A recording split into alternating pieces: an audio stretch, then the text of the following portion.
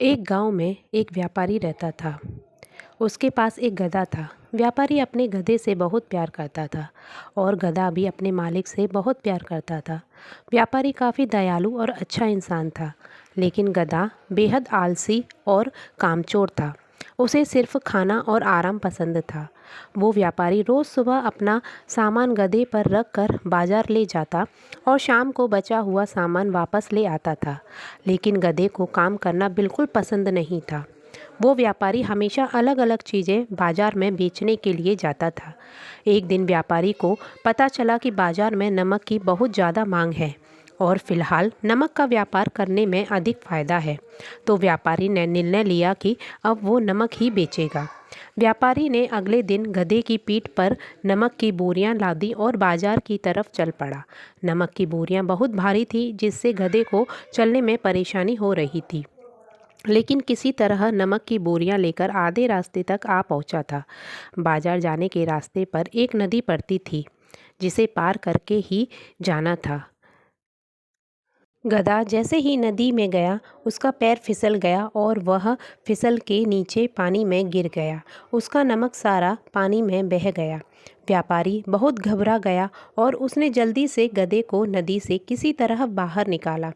जब गधा नदी से बाहर आया तो उसे महसूस हुआ कि पीठ पर लदी बोरियां हल्की हो गई हैं। जब गधा नदी तक बोरियों में से तो वह फिर से जानबूझकर पानी में गिर गया, लेकिन पानी में गिरने के कारण अपना वजन कम करने की और बोरियों का वजन पहले से कहीं ज्यादा रोज नदी में जानबूझकर गिरता और नमक सारा गधे को बहुत ज्यादा परेशानी होने लगी। लेकिन गधे की अगली हरकत से व्यापारी को नुकसान उठाना पड़ रहा था। पानी में गिरता व्यापारी पर ज्यादा वजन उसको जाता।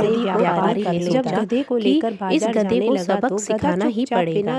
व्यापारी ने एक तरकीब निकाली और अगले दिन गधे नहीं उसके पर रुई की बोरियां लाद कभी भी और बाजार की तरफ चलने नहीं दिखाया। जब गधा पुल पार कर रहा था तो वह फिर से जानबूझकर धीरे-धीरे व्यापारी के सारे पानी में गिरने के कारण रुई में पानी भर गया। इससे हमें यह सीख मिलती है पहले से कहीं ज्यादा बढ़ गया था।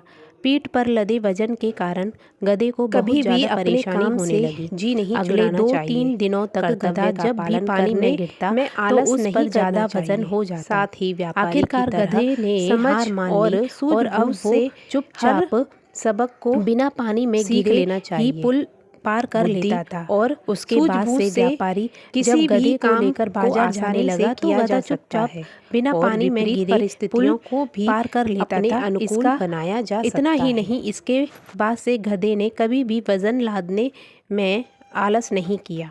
गधे का आलसीपन खत्म हो चुका था और धीरे धीरे व्यापारी के सारे नुकसान की भी भरपाई हो चुकी थी। इस कहानी से हमें यह सीख मिलती है कि अपने काम से जी